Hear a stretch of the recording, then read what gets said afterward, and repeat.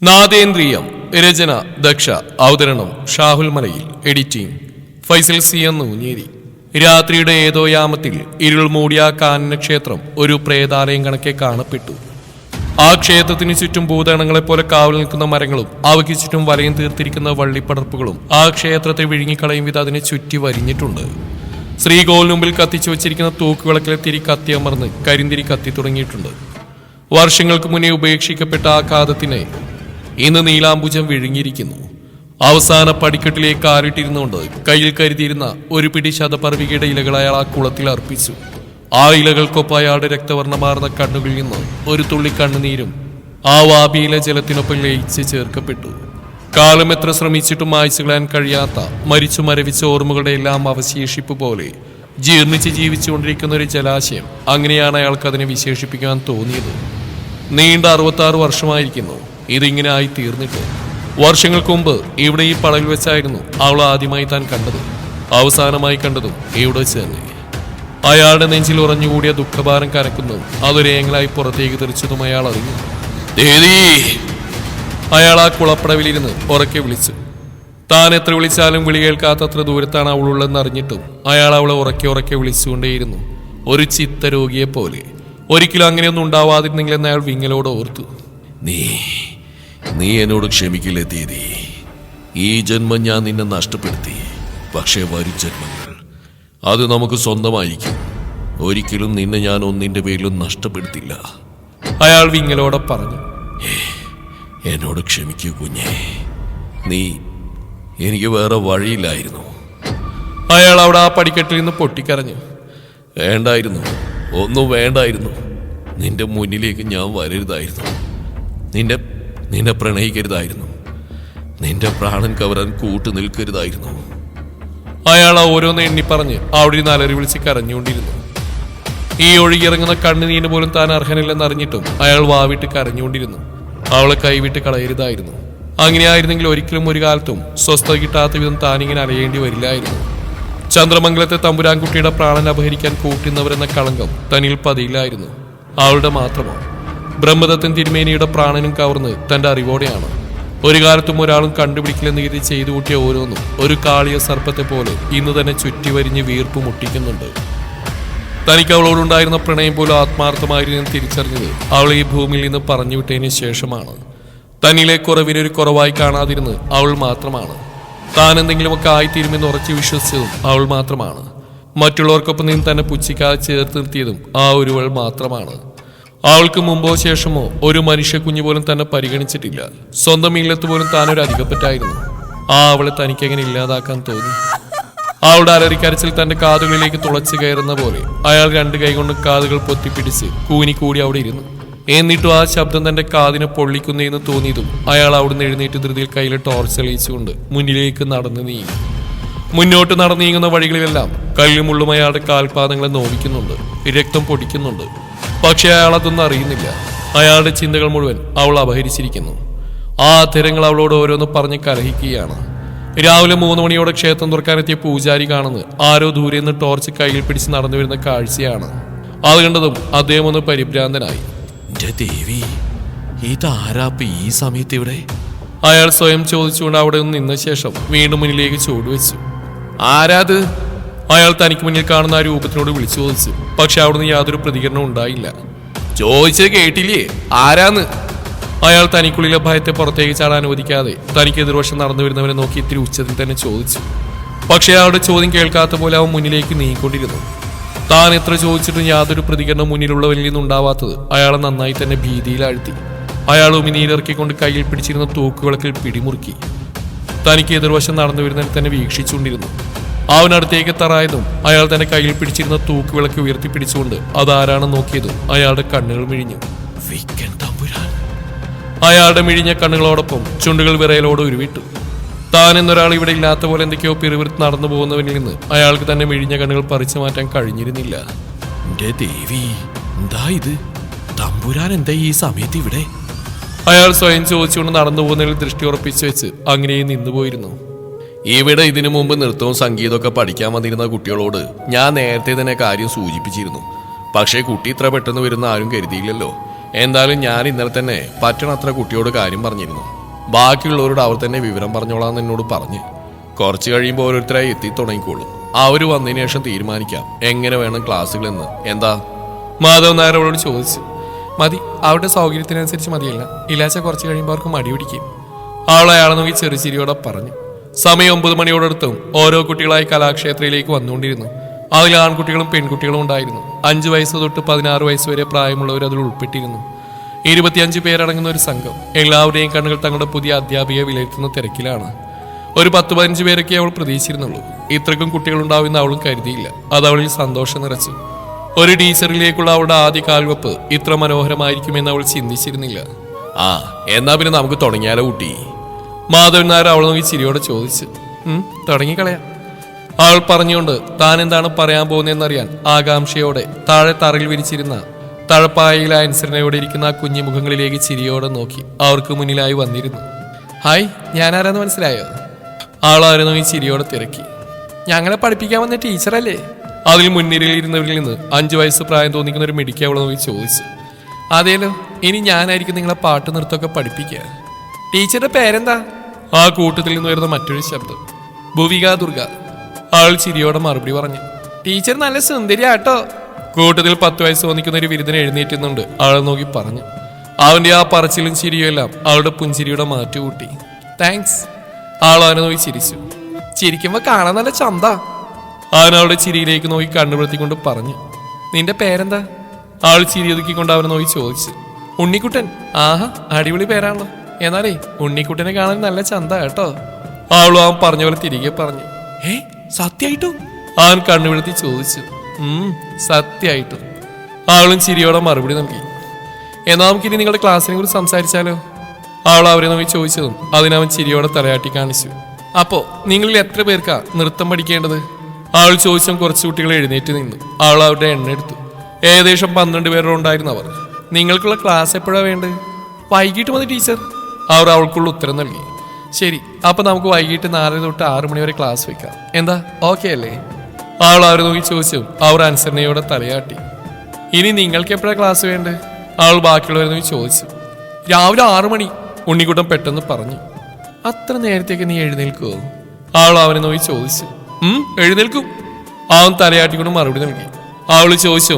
അവിടെ ഇരുന്ന എല്ലാ തലകളും അതിനെ അനുകൂലിച്ചുകൊണ്ട് തലകുലുക്കി. ടീച്ചർ ഒരു പാട്ട് പാടുമോ? ഞങ്ങളെ പഠിപ്പിക്കാൻ വന്ന ടീച്ചർ കേമിയാണെന്ന് ഞങ്ങൾ നോക്കട്ടെ. അതിൽ നിന്നൊരു ബിരുദം വിളിച്ചു പറഞ്ഞു. ആരാടാ അത്? ചോദിച്ചുകൊണ്ട് മാധവൻ നായർ മുന്നിലേക്ക് വന്നു. വേണ്ട, അവരുടെ ചോദ്യം ന്യായല്ലേ? പഠിപ്പിക്കാൻ വന്ന അധ്യാപിക തങ്ങളെ പഠിപ്പിക്കാൻ മാത്രം യോഗ്യയാണെന്ന് അറിയാനുള്ള അവകാശം അവർക്കുണ്ട്. അവൾ ചിരിയോടെ അയാളെ തടഞ്ഞുകൊണ്ട് പറഞ്ഞു. എടാ മേഘ, വേണ്ടടാ, വെറുതെ എന്തിനാ ഒരു പ്രശ്നം? നീ ഇപ്പൊ അവിടെ പോയി ആ പെൺകുച്ചിന്റെ ചോറിൽ മണ്ണ് വാരിട്ടിട്ട് നിനക്ക് എന്ത് കിട്ടാനാ? ഇത് വിട്ടേക്കടാ. അതേതോ പാവപ്പെട്ട ഇല്ലാത്ത കുട്ടിയാന്ന് അറിഞ്ഞ് വെറുതെ എന്തിനാ അതിന്റെ ശാപം കൂടി വാങ്ങി വെക്കുന്നത്? കോ ഡ്രൈവിംഗ് സീറ്റിൽ നിന്ന് രാഹു വണ്ടി ഓടിക്കുന്നവർ നോക്കി പറഞ്ഞു. പക്ഷെ വണ്ടി ഓടിച്ചവ അതിനൊന്നും ചെവി കൊടുക്കാതെ വണ്ടി ക്ഷേത്രമുറ്റത്തേക്ക് നിർത്തിക്കൊണ്ട് അതിൽ നിന്ന് പുറത്തേക്ക് ഇറങ്ങി. ശേഷം ഉടുത്തിരുന്ന കസവിന്റെ കരയുള്ള മുണ്ട് മടക്കിയെടുത്തുകൊണ്ട് കട്ടിയേറിയ മീശയൊന്ന് പിരിച്ചു വെച്ച് കയ്യിലെ സ്വർണ്ണ ഇടിവളയൊന്ന് താഴ്ത്തി വെച്ചതിന് ശേഷം കലാക്ഷേത്ര ലക്ഷ്യം വെച്ച് മുന്നിലേക്ക് നടന്നു. ഓരോ അടി മുന്നിലേക്ക് വയ്ക്കുന്നതോറും അവന്റെ കഴുത്തൊപ്പം വളർന്നിറങ്ങിയ മുടിയും ആ ഉറച്ച നെഞ്ചിൽ പതിഞ്ഞിടുന്ന ഏതൊക്കെ ഏലസുകൾ തമ്മിൽ കെട്ടുപിണഞ്ഞ പോലെ കിടക്കുന്ന സ്വർണ്ണമാലയും അവന്റെ നടത്തത്തിനനുസരിച്ച് താളം പിടിച്ചുകൊണ്ടിരുന്നു. ഇട്ടിരുന്ന ചന്ദന നിറത്തിലെ ഷർട്ടിന്റെ പുറംഭാഗം വിയർപ്പ് കവർന്നിട്ടുണ്ട്. കലാക്ഷേത്ര ലക്ഷ്യം വെച്ച് നടന്നു നീങ്ങുന്നതിനെ കണ്ടതും ബാക്കി ക്ഷേത്ര കമ്മിറ്റിക്കാർ പരസ്പരം പലതും പറയാൻ തുടങ്ങി. എടോ, ആ പോക്ക് കണ്ടിട്ട് ആ പെങ്കുച്ചി ഇപ്പൊ തന്നെ ഇറങ്ങേണ്ടി വരുന്നാ തോന്നണേ. കമ്മിറ്റിക്കാരിൽ ഒരാൾ അടുത്ത് നിൽക്കുന്ന ആളോട് പറഞ്ഞു. കുറച്ച് ഫെയർ ലവ്ലി കൂടി തേക്കായിരുന്നു, കറുത്തുപോയോ? രാവ് കണ്ണാടിയിൽ നോക്കി പറഞ്ഞുകൊണ്ട് ധൃതിയിൽ വണ്ടിയിൽ നിന്ന് പുറത്തേക്ക് ഇറങ്ങി കയ്യിൽ കരുതിയ വട്ടച്ചീർപ്പ് കൊണ്ട് മുടി വാർന്ന് അവന് പുറകെ തന്നെ വെച്ച് പിടിച്ചു. ഈ തെണ്ടിക്കൊന്ന് പയ്യെ പോയാലെന്താ? രാവ് പറഞ്ഞുകൊണ്ട് അവനൊപ്പം എത്താൻ അല്പം ധൃതിയിൽ തന്നെ നടന്നു.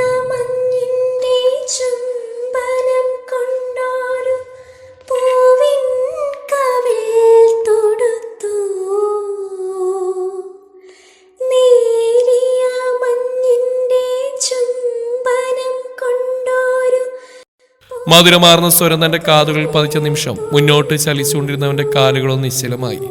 അവന്റെ ഗൗരവമേറിയ മുഖമൊന്ന് അയഞ്ഞു. അവന്റെ കാലുകൾ ആ പാട്ടിനൊപ്പം മുന്നിലേക്ക് ചലിച്ചുകൊണ്ടിരുന്നു. മുന്നോട്ട് നടക്കുന്നവന്റെ ഓരോ ചുവടും ആ സംഗീതത്തിനൊപ്പം ലയിച്ച് ചേർന്ന പോലെ. കണ്ണുകൾ ഒരു നിമിഷം ആ ശബ്ദത്തിനുടമയ്ക്ക് അരികിലേക്ക് എത്താൻ തിടുക്കം കൂട്ടി. ആ സ്വരമാധുര്യത്തിൽ മയങ്ങിയെന്ന പോൽ അവിടേക്ക് എത്തിച്ചേർന്നവൻ ആ കലാക്ഷേത്രക്കകത്തേക്ക് കയറാതെ വാതിൽക്കൽ നിന്ന് അകത്തേക്ക് നോക്കിയതും കാണുന്നത് താഴെ കുട്ടികൾക്കൊപ്പം ഇരുന്ന് പാടുന്നവളെയാണ്. ഒരു ഇളം നീല നിറത്തിലെ സാരിയാണ് വേഷം. കാതിലെ കിളിക്കൂടെ അവൾ തലകിളക്കുന്നതിനൊപ്പം ഇളകി ആടുന്നുണ്ട്. ചുവന്ന അതിരങ്ങളിൽ ഒരു ചെറുപുഞ്ചിരി ഒളിഞ്ഞിരിക്കുന്ന പോലെ അഴിച്ചിട്ട് ഇടതൂർന്ന കാർക്കൂന്തൽ താഴെ തറയിൽ പരന്നിടക്കുന്നുണ്ട്. ചെരിഞ്ഞിരിക്കുന്നവളുടെ ഒരു വശം മാത്രമേ അവന് മുമ്പിൽ ദൃശ്യമായുള്ളൂ. അവന്റെ ശ്രദ്ധയാത്രയും കൈകളിൽ അവൾ താളം പിടിക്കുന്നതിനനുസരിച്ച് ചലിച്ചുകൊണ്ടിരിക്കുന്ന ഒറ്റ രുദ്രാക്ഷത്തിൽ പതിച്ചതും ഒരു നിമിഷം അവന്റെ കണ്ണുകൾ അതിൽ തന്നെ ഉടക്കി നിന്നു.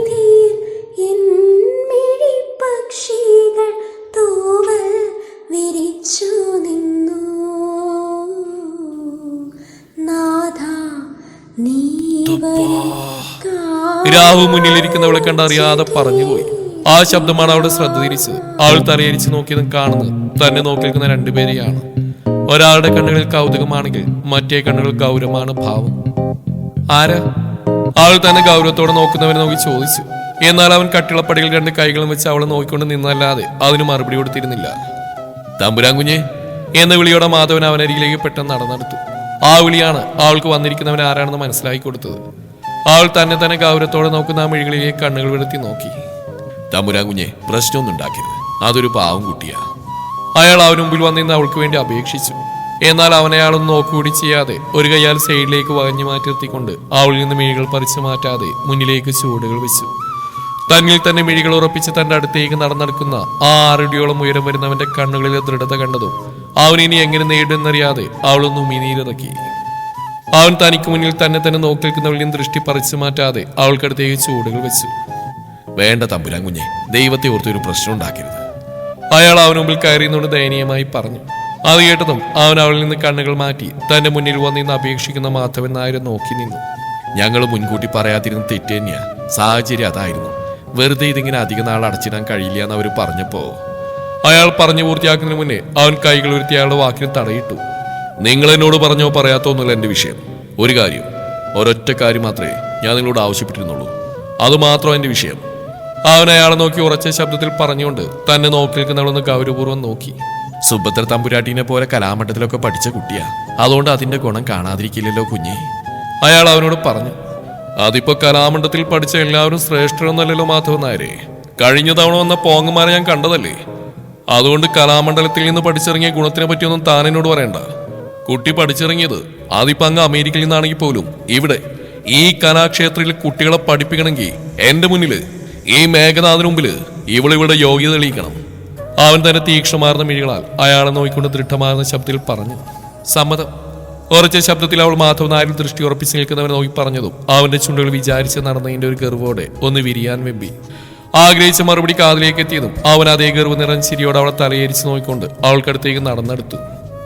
എനിക്ക് സമ്മതം. അത് പക്ഷെ നിങ്ങളെ ഭയന്നിട്ടോ ഇവിടെയുള്ളവർ നിങ്ങളോട് കാണിക്കുന്ന ഈ വിധേയത്വം കണ്ടിട്ടോ അല്ല. എനിക്ക് വേണമെങ്കിൽ എന്റെ യോഗ്യത അളക്കാൻ മാത്രം ചന്ദ്രമംഗലത്ത് മഹേശ്വര മേഘനാഥന് എന്ത് യോഗ്യതയാണുള്ളതെന്ന ചോദ്യം തിരിച്ചു ചോദിക്കാം. എന്നാൽ അങ്ങനെയൊന്നും ഞാൻ ചോദിക്കാത്തത് എനിക്ക് നിങ്ങളിലെ മകനോട് തോന്നിയ ബഹുമാനം കൊണ്ടാ. ഇല്ലെങ്കിൽ ഇങ്ങനെ ഒരു യോഗ്യത പരിശോധനയ്ക്ക് ഞാൻ ഒരിക്കലും കൂട്ടു നിൽക്കില്ലായിരുന്നു. അവൾ അതേ ഗർവ് നിറഞ്ഞ ചിരിയോടെ തനിക്ക് നിൽക്കുന്നവരോട് ഉറച്ച സ്വരത്തിൽ പറഞ്ഞു. അപ്പൊ ഞാൻ വിചാരിച്ച പോലെയല്ല. ഇപ്രാവശ്യത്തെ ഇറക്കുമതി തരക്കേടില്ലല്ലോ നായരെ. അവൻ അവൾ പറഞ്ഞ മറുപടി കേട്ടതും അവിടെ ഒരു ഓരത്തായി ഇനി എന്ത് നടക്കുമെന്ന ഉൾക്കണ്ടയിൽ അവരിരുവരെയും മാറി മാറി നോക്കി നിന്ന മാധവൻ നായരോടായി അതേ ചിരിയോടെ പറഞ്ഞു. കുഞ്ഞെ, പ്രശ്നത്തിനൊന്നും പോവല്ലേ. ഒന്നുമില്ല, അതൊരു പെൺകുട്ടിയല്ലേ. അയാൾ അവനെ നോക്കി അപേക്ഷയുടെ രൂപത്തിൽ പറഞ്ഞു. അതെന്ത് വർത്തമാനാടോ നായരെ? ഞാനെന്താ അത്രയ്ക്ക് പ്രശ്നക്കാരനാണോ? ആണോടോ മണിയാ? അവൻ വാതിൽ ഒത്തുകൂടിയിരിക്കുന്നതിൽ മുന്നിൽ തന്നെ എന്തിരുന്ന മണിയെ നോക്കി ചോദിച്ചു. ഏയ് ഇല്ലംബ്ര. അവൻ പെട്ടെന്ന് തന്നെ വിളിച്ചു പറഞ്ഞു. കേട്ടല്ലോ, പിന്നെ താൻ എന്തിനാണോ എന്നെ ഈ ടീച്ചർ മുമ്പിൽ ഒരു പ്രശ്നക്കാരനാക്കാൻ നോക്കുന്നത്? അവൻ അയാളെ നോക്കി താടി ഒഴിഞ്ഞുകൊണ്ട് ചോദിച്ചു. അയ്യോ, അങ്ങനെയൊന്നുമില്ല കുഞ്ഞെ. അയാൾ വേഗം അവനോട് കൈകൊണ്ടില്ല എന്ന പോലെ കാണിച്ചു പറഞ്ഞു. അപ്പൊ എങ്ങനെയാ ടീച്ചറേ? ടീച്ചറുടെ പേര്? അവൻ അതിനൊന്ന് അമർത്തി മൂളിക്കൊണ്ട് അവളിൽ നിന്ന് അടിമുടി നോക്കി ഒരു പ്രത്യേക ഈണത്തിൽ ചോദിച്ചു. ഭുവിക ദുർഗ. ഇങ്ങനെ നീട്ടി വലിച്ചൊന്നും വിളിക്കാൻ കൊണ്ട് പറ്റത്തില്ല. ടീച്ചർ, അത് മതി. അവൾ അവനെ തുറിച്ചു നോക്കിയെന്നല്ലാതെ ഒന്നും പറഞ്ഞില്ല. അപ്പൊ ടീച്ചറെ, ഇവിടെ ഇതിനു മുമ്പ് വന്നവരൊക്കെ വന്നെ ഞാൻ പറഞ്ഞയച്ചാ പതിവ്. വെറുതെ അല്ല, വന്നവരാരെയും എനിക്കങ്ങ് ബോധിച്ചില്ല. എല്ലാം വലിയ പഠിപ്പൊക്കെ പഠിച്ചിട്ടുണ്ടെന്നേ ഉള്ളൂ. ഞാൻ നേരത്തെ പറഞ്ഞ പോലെ പോങ്ങന്മാരായിരുന്നു. അതിനെല്ലാം പുറമെ എടുത്താൽ പൊങ്ങാത്തത്ര തലക്കനവും. ഒരു കലാകാരന് ചേരുന്ന ഒന്നാണോ അത്? വലിയ പഠിപ്പൊക്കെ പഠിച്ചെന്ന് വെച്ച് അവരെന്തെല്ലാം തികഞ്ഞവരാണോ? ആണോ പിള്ളേരെ? അവൻ അവിടെ തങ്ങളെ തന്നെ ഉറ്റുനോക്കിക്കൊണ്ടിരിക്കുന്ന കുട്ടികളോട് ചോദിച്ചു. ഇല്ല, അവർ വേഗം മറുപടി നൽകി. പക്ഷെ ടീച്ചർ പാവാ, കൂട്ടത്തിൽ നിന്ന് ഉണ്ണിക്കുട്ടൻ വിളിച്ചു പറഞ്ഞു. ആ, അങ്ങനെ ഒരു ദിവസം കൊണ്ടൊന്നും ആരും പാവാണെന്നൊന്നും പറയാൻ പറ്റില്ലടാ ഉണ്ണിക്കുട്ട. മേഘൻ അവനെ നോക്കിയൊന്ന് കണ്ണു ചിമ്മിക്കൊണ്ട് തന്നെ ഗൗരവത്തോടെ നോക്കുന്നവളെ നോക്കി താടി ഒഴിഞ്ഞ് പറഞ്ഞതും അവൾ അവന് മുമ്പിൽ കൈകെട്ടി നിന്നു. ഈ തെണ്ടി ഇത് എന്തിനുള്ള പുറപ്പാടാണെന്ന് മനസ്സിലാവുന്നില്ലല്ലോ എന്റെ മുത്തപ്പ. എന്തു വന്നാലും ഈ പെൺകുച്ചിനെ പറഞ്ഞേക്കാൻ മാത്രം ആലവരാതെ കൊണ്ട് തോന്നിപ്പിക്കല്ലേ മുത്തപ്പ നീ. എന്നാലും നീ ഇത്ര പെട്ടെന്ന് എന്റെ ആഗ്രഹം സാധിച്ചിരുന്നു ഞാൻ സ്വപ്നത്തിൽ പോലും വിചാരിച്ചില്ല. നേരത്തെ കാണേണ്ടതായിരുന്നു. രാഹു അവളെ നോക്കി മനസ്സിൽ പറഞ്ഞു. അപ്പൊ ഞാൻ പറഞ്ഞു വന്ന് ഒറ്റ നോട്ടത്തിൽ ടീച്ചർ കണ്ടിട്ട് എനിക്ക് ടീച്ചർ പ്രശ്നക്കാരിയാണെന്ന് തോന്നിയില്ല. അവനാളെ മൊത്തത്തിൽ നോക്കിക്കൊണ്ട് പറഞ്ഞു. പക്ഷേ ഒറ്റ പ്രാവശ്യം കണ്ടാലൊന്നും ആരെയും നമുക്ക് അളക്കാൻ പറ്റില്ലല്ലോ. അതുകൊണ്ട് ടീച്ചർ എനിക്കൊരു 7 ദിവസം സമയം തരണം. ടീച്ചറെ മൊത്തത്തിലൊന്ന് പഠിക്കണ്ടേ? അവനാളുടെ കണ്ണുകളിലേക്ക് നോക്കി തന്റെ മീശ പിരിച്ചു വെച്ചുകൊണ്ട് പറഞ്ഞു. ദൈവമേ, ഈ തിണ്ടി എന്താ അതിനെ ഇങ്ങനെ നോക്കുന്നത്? അവന്റെ നോട്ടത്ര ശരിയല്ലല്ലോ മുത്തപ്പ. രാവ് മുന്നിൽ നിൽക്കുന്നവനെ നോക്കി പറഞ്ഞു. ഈ 7 ദിവസം ടീച്ചർ എപ്പോഴൊക്കെ ക്ലാസ് എടുക്കുന്നോ അപ്പോഴെല്ലാം ഞാൻ ഇവിടെ ഉണ്ടാവും. എന്റെ മുമ്പിൽ വെച്ചായിരിക്കണം ടീച്ചർ ഇവർക്ക് പറഞ്ഞു കൊടുക്കേണ്ടത്. അവനാൾ നോക്കി ചിരിയോടെ പറഞ്ഞു. അത് കുഞ്ഞെ, ടീച്ചർക്ക് വല്ല എതിർപ്പുണ്ടെങ്കിൽ അത് ടീച്ചർ പറയട്ടെ നായരെ. അവൻ തനിക്ക് മുമ്പിൽ കൈകൾ കെട്ടി തന്നെ ഗൗരവപൂർവ്വം നോക്കി നിൽക്കുന്നവരിൽ നിന്ന് മിഴികളകറ്റാതെ തനിക്കരികിൽ നിൽക്കുന്ന മാധവൻ നായരോടായി പറഞ്ഞു. സമ്മതം. അവൾ അടുത്ത നിമിഷം തന്നെ അവനുള്ള മറുപടി നൽകി. അപ്പൊ ഐശ്വര്യമായിട്ട് ടീച്ചർ എന്നാലും ഒരു അസല് നൃത്തങ്ങ് കാഴ്ചവെച്ച് നമുക്ക് ഇപ്പൊ തന്നെ അങ്ങ് തുടങ്ങിയേക്കാം. അവൾ അതിനൊന്നും മറുപടി പറഞ്ഞില്ല. ടീച്ചർക്ക് പാട്ട് വശമുണ്ടെന്ന് എനിക്ക് മനസ്സിലായി, പക്ഷെ നൃത്തം ഞാൻ കണ്ടിട്ടില്ല. നിങ്ങളെങ്ങാനും കണ്ടായിരുന്നോ പിള്ളേരെ? അവൻ കുട്ടികളെ നോക്കി ചോദിച്ചു. ഇല്ല, അവരപ്പൊ തന്നെ ഉത്തരവും പറഞ്ഞു. അപ്പൊ എങ്ങനെയാ ആടി തുടങ്ങിയല്ലേ ടീച്ചറെ? അവൻ തന്നെ നോക്കി ദയിപ്പിക്കുന്നവരോട് കണ്ണിറുക്കിക്കൊണ്ട് തിരക്കി.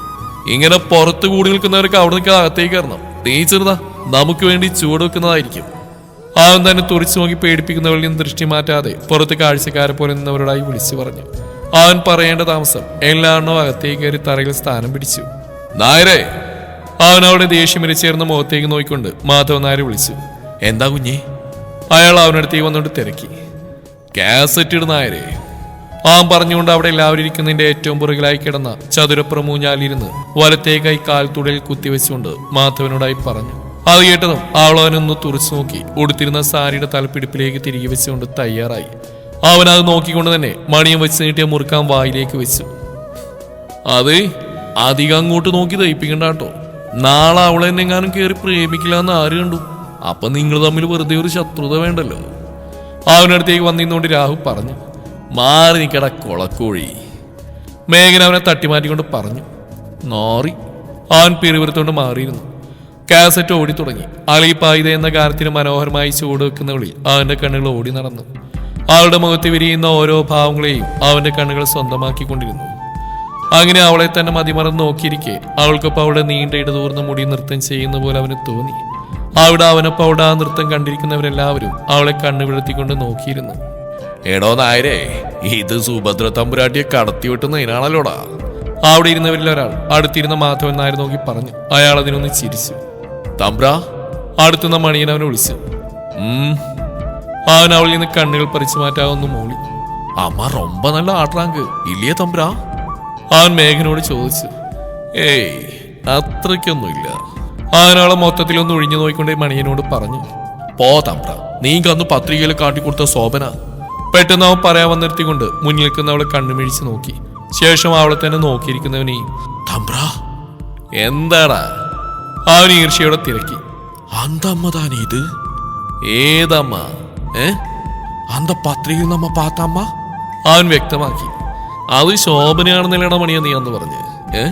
പിന്നെ പെട്ടെന്ന് ആ ശോഭന ഇങ്ങനെ ഇവളായി? മേഘൻ അവനോട് തിരികെ ചോദിച്ചു. അത് എനിക്കപ്പ അങ്ങനെ തോന്നി. അന്നൊക്കെ ഇവങ്ക നമ്മ അവസരമാകെ അന്നൊക്കെ എനിക്ക് ഇവങ്ക എങ്കയോ പാത്ത മാതിരി തോന്നിച്ച്. അതാ ഒരേ യോസനയിരുന്നത്. എടാ തൊലിയാർ മണിയാ, എന്നാലേ നിന്റെ യോസന ശരിയാ. അന്ത അമ്മതാ ഇന്ത അമ്മ. അവൻ മുന്നിൽ കാണുന്നവളെ നോക്കി മണിയനോട് പറഞ്ഞു. കടവുളേ! അവൻ മുന്നിൽ കാണുന്നവളെ നോക്കി വിളിച്ചു. ആ നിമിഷം തന്നെ അവൾ നൃത്തം പൂർത്തിയാക്കിയിരുന്നു. തൽഫലമായി എല്ലാവരും കൈയടിച്ചുകൊണ്ട് അവൾക്കുള്ള അനുമോദനം അറിയിച്ചു. അസലായിരുന്നു കുട്ടി. മാധവൻ നായർ അവൾക്കടുത്തേക്ക് വന്നുകൊണ്ട് പറഞ്ഞു. താങ്ക്സ്. അവൾ ചിരിയോട് അതിന് നന്ദി പറഞ്ഞു. അതൊന്നും നോക്കിക്കൊണ്ട് തന്നെ മേഘൻ അവൾക്കടുത്തേക്ക് നടന്നു വന്നു. വായിലെ മുറുക്കാൻ പുറത്തേക്ക് നീട്ടി തുപ്പിക്കൊണ്ട് അവൻ അവൾക്ക് മുമ്പിൽ വന്ന് നിവർന്നിരുന്നു. ടീച്ചർ കൊള്ളാം, തിരക്കേടില്ല. അവൻ താല്പര്യമില്ലാതെ പറഞ്ഞതും അവൾ അവനെ ദയിപ്പിച്ച് കളയും പോലെ നോക്കി. അപ്പോ നാളെ എപ്പോഴാ ക്ലാസ് തുടങ്ങുക? അവനത് കാര്യമാക്കാതെ അവൾ നോക്കി ചോദിച്ചു. 6 മണി, അവൾ ഉത്തരം നൽകി. അപ്പൊ ശരി, ഞാൻ പോയിട്ട് നാളെ 6 മണിക്ക് വരാം. വരട്ടെ ടീച്ചറേ. അവൾ അവനെ ദേഷ്യം പിടിപ്പിക്കാൻ മനഃപൂർവ്വം നീട്ടി വിളിച്ചുകൊണ്ട് മുണ്ട് മടക്കി കുത്തി പുറത്തേക്ക് നടക്കാൻ ഒരുങ്ങിയതു. ഹായ്, ഞാൻ രാഹുൽ. കുട്ടിയുടെ ഡാൻസ് കിടുക്കി തിമിർത്ത് വളരെ നന്നായിരുന്നു, പൊളിച്ചടുക്കി. It's mind blowing. ആക്ച്വലി കുട്ടി ഡെയിലി പ്രാക്ടീസ് ചെയ്യാറുണ്ടോ? എത്ര മണിക്കൂറാണ് കുട്ടിയുടെ പ്രാക്ടീസ് ടൈം? രാഹുൽ അവളോട് ഓരോ ചോദ്യങ്ങൾ ചോദിച്ചുകൊണ്ടിരുന്നു. ബേസിക്കലി എനിക്കിങ്ങനെ ഡാൻസ് ചെയ്യുന്നവർക്ക് വലിയ ഇഷ്ടമാണ്. രാഹു, മേഘൻ അമർത്തി വിളിച്ചു. ഓ തെണ്ടി തൊലച്ച്, അവനുള്ളിൽ പറഞ്ഞുകൊണ്ട് അവൾ ചിരിച്ചു. അപ്പൊ ശരി, പിന്നെ കാണാം. അല്ല, ഇടയ്ക്കിടയ്ക്ക് കാണാം, ബൈ. അവൻ വീണ്ടും ഓരോന്ന് പറഞ്ഞിരുന്നു. മണിയിൽ അവനെ പുറത്തേക്ക് തള്ളിയിരുന്നു. അവൾ അവരെ നോക്കിക്കൊണ്ട് അവർക്ക് മുന്നേ നടന്നകലുന്നവരിൽ മെഴികൾ പതിപ്പിച്ചുകൊണ്ട് അവിടെ നിന്നു. കാത്തിരിക്കാം ഈ കഥയുടെ ബാക്കി ഭാഗം നാളെ ഇതേ സമയം.